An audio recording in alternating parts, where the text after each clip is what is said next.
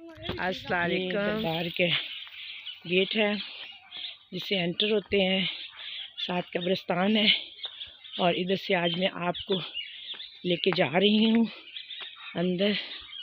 और यहाँ पर एक मैं दरख्त दिखाना चाहती हूँ आपको। ये सामने शायद आपको नज़र आ रहा होगा, ये वाला दरख्त, ये काफ़ी पुराना दरख्त है और इसकी हिस्ट्री बड़े मज़े की हिस्ट्री है। मैं इसके पास जाती हूँ, आपको दिखाती हूँ। ये वाला दरख्त यहाँ से देखिए, और ये पूरा ये दरख्त ये बिल्कुल खुश्क हो चुका है। मगर इसकी हिस्ट्री ये है कि ये आज से 100 साल पहले की बात है, ये इससे भी पुरानी होगी। हमारे बड़े कहते हैं, हमें भी किसी ने सुनाई है। यहाँ कुछ उस ज़माने में जब यहाँ पे ये दरबार था तो कुछ नहीं मानते थे इस दरबार को, तो ये कहते थे कि ये तो क्या वली कर लेंगे, ये वो। तो शरारती लड़के तो हर ज़माने में होते हैं ना। कुछ जो यंग लड़के थे उन्होंने आजमाने के लिए इन वली को, या मीर आशिक अली दरबार के जो वली थे उनको आजमाने के लिए ये दरख्त जो था उन्होंने काट दिया, क्योंकि यहाँ से कहते थे कोई दरख्त नहीं काट सकता, कि कुछ नहीं कर सकता। अगर कोई काटता है तो उसको कोई तकलीफ़ हो जाती है या कोई भी प्रॉब्लम हो जाती है। तो लड़कों ने मिल के ना इस पूरे दरख्त को काटा। ये जो मैंने हिस्ट्री सुनी है मैं आपको सुना रही हूँ। ये पूरे दरख्त को काटा और इसको काट के और बंडल बना के, यानी अलग से रख के कि सुबह हम आके ये लकड़ियाँ उठा के ले जाएंगे, और साथ मुस्कुराएं, हंसे, मजाक उड़ाएं कि अब हमें वली ने क्या कहा है, देखा है हमने काट दिया, ये कर दिया। सुबह जब आए हैं तो यहाँ से आप यकीन करें, जो मैंने सुना है और जिन्होंने, वो यही बताते हैं कि जब इस दरख्त को काटा गया, सारी लकड़ियाँ, इसके तना, सब चीज़ें काट कूट के बंडल से बना के लकड़ियों के रख दिए गए। और फिर जब सुबह वो लड़के आए कि अब हम लकड़ियाँ घर ले जाएंगे, हमें तो कुछ नहीं हुआ, रात हम ठीक ठाक रहे हैं, गुजर गई रात, ये लोगों ने ऐसे हमें डराया था। मगर जब सुबह आई तो दरख्त दोबारा से अपनी असल हालत में खड़ा था। और वो लोग और वो लड़के हैरान परेशान हो गए। वो जो लोग थे जो मना करते थे, उन्होंने फिर जब उन बच्चों से देखा, उन्होंने कहा अब बताओ वली है या नहीं है। और दरख्त दोबारा से अपनी असल हालत में पूरा खड़ा है। आप करीब से देख सकते हैं कि इसका तना यहाँ से, ये देखें, कटा हुआ है।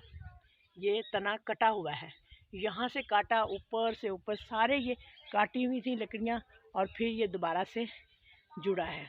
ये इसका, ये देखें, ये इसकी हिस्ट्री है। अब यहाँ पे, यहाँ इस दरख्त के इर्द गिर्द एक बाउंड्री सी बना दी गई है, तो इसको लोग स्पेशली देखने के लिए आते हैं। एक कब्रिस्तान है सारा, ये कब्रिस्तान, ये बाउंड्री लाए वॉल है उनकी, यहाँ से मैं गुज़र रही हूँ। ये सारे इधर से आगे से रास्ता बना हुआ है। अभी ये सारे, ये बाउंड्री है, बाउंड्री वाल बनाई हुई है, और ये ऊपर कब्रें हैं, कब्रिस्तान है ये सारा। हाँ जी, यहाँ पे, यहाँ ये सारा कब्रिस्तान है, देखिए जी, माशाल्लाह। और ये है जी, यहाँ से सीढ़ियाँ चढ़नी है ऊपर, और ऊपर का ये रास्ता है, यहाँ से गुज़रते हुए ये रास्ता जाता है। ये सारा रास्ता जो है ये कब्रिस्तान का है, और ये रास्ता जो है ये दरबार की तरफ जाता है। ये वाला रास्ता दरबार की तरफ जाता है, और ये इन्होंने रास्ता बनाया हुआ है, इससे हम दरबार के अंदर जाएंगे। और उसके बाद फिर हम लोग, आपको अंदर से दिखाऊंगी मैं आपको कि अंदर से भी माशाल्लाह कितने खूबसूरत शीशे का काम हुआ हुआ है। और ये देखें, ये कब्रिस्तान है। यहाँ में एक शहर और बसता है, खामोश शहर इसको कहते हैं। इधर से भी देखें, ये सारा खामोश शहर है। यहाँ पर ये लोग दिए जलाते हैं, ज़्यादातर जो लोग आते हैं और अपनी मन्नतें, दुआएं शुआएं मांगते हैं, और फिर ये दिए जलाते हैं। ये सारा यहाँ जी, ये देख रहे हैं। और ये अंदर जाने के लिए रास्ता है। यहाँ पे हम अंदर जाएंगे। अब अंदर जाने का ये रास्ता है और इधर से हम जाते, ये देखिए ये है जी, ये दरबार का हिस्सा है। एक ये एंट्रेंस दरवाज़ा है अंदर जाने के लिए, एक ये दरवाज़ा है और एक इधर से है, एक इस साइड से है। 2 दरवाजे हैं इसके, एक ये जी इस साइड पे है, ये एक ये दरवाज़ा है, ये दरवाज़ा है एक से। देखिएगा आप कि कितनी खूबसूरती है। ये है जी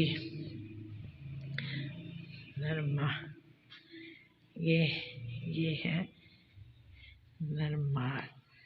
यहाँ से जी इधर देखें, ये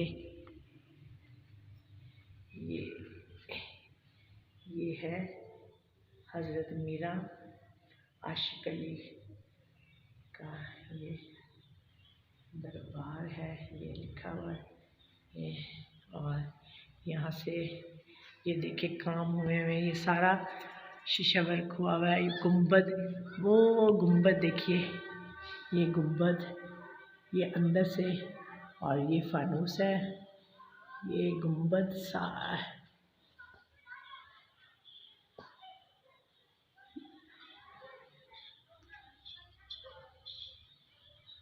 ये देखिए जी, ये सारा शीशे का काम है। और ये टाइल लगी हुई है, ये टाइल है, और ये टाइल से ये देखिए फूल बने हुए हैं। ये सारा काम शीशे का हुआ है। ये बनाने वाले ने भी कमाल से बना दिया सारा कुछ। ये देखिए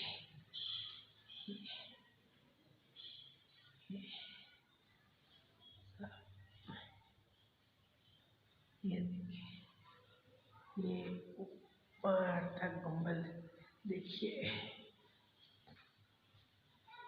यहाँ लोग अपनी मन्नतें मानते हैं।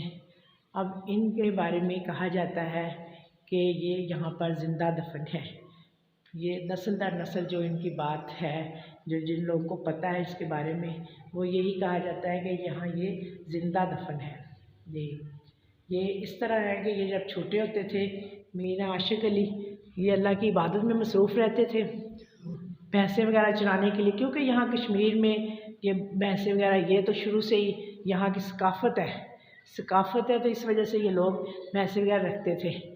तो ये पूरे मोहल्ले की इकट्ठी करके भैंसें चराने के लिए लाते थे और उसके बाद चराने के लिए लाते थे। जब ये अपने लाते थे साथ और मोहल्ले के भी, तो एक दिन बारिश, बहुत शदीद बारिश के तूफ़ान आया, बारिश का तूफ़ान आया। इतना शदीद तूफ़ान था कि जो कहानी जो तारीख़ी बात हमने सुनी हुई है, वो ये कहते हैं कि शदीद तूफ़ान था कि जो थी यहाँ के नदी नाले पानी से भर गए, दरख्त गिर गए, बारिश की वजह से, आंधी की वजह से दरख्त गिर गए। और ये अकेले थे और साथ इनके भैंसें थी, या 10-15 होंगी, जितनी भी भैंसें थी ये चराने के लिए लाए थे, वो भैंसें थी इनके पास। तो सारे मोहल्ले वाले भी परेशान कि हमारी भैंसें भी नहीं और वो भी नहीं आए। तो हज़रत मीरा आशिक अली का इनका कहने लगे, वो भी अभी तक नहीं घर पहुंचा। अभी इनकी बहुत ज़्यादा परेशान होगी, वो दुआ करने लगी, रोने लगी कि अल्लाह मियाँ मेरे बच्चे के खैर करना, खैरियत से हो जिधर भी हो। मगर सब यही कहते थे कि बचने की उम्मीद नहीं है। ज़ाहिर है कि इतना तूफ़ान है और आंधी भी साथ है, इतना तूफ़ान है कि सब कहते हैं ये बच्चा बचेगा मुश्किल ही या कुछ है।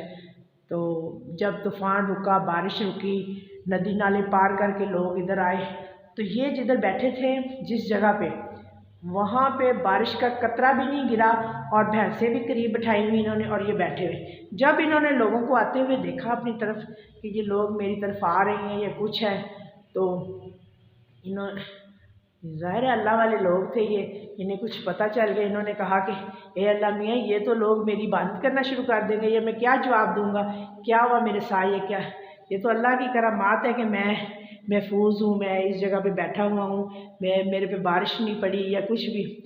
तो अल्लाह ताला, मैं क्या जवाब दूँगा इनको। ये इस तरह सोचना शुरू हो गए या घबरा गए या जो भी थे, बच्चे थे जिस तरह।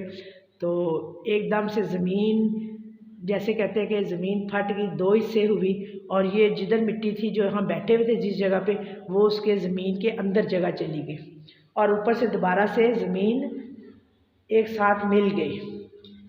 जब मिल गई तो वो लोग देख भी रहे थे दूर से, और साथ ये भी कह रहे थे कि वो तो बैठा हुआ है, वो ऐसे लग रहा है कि ठीक ठाक है, ये है।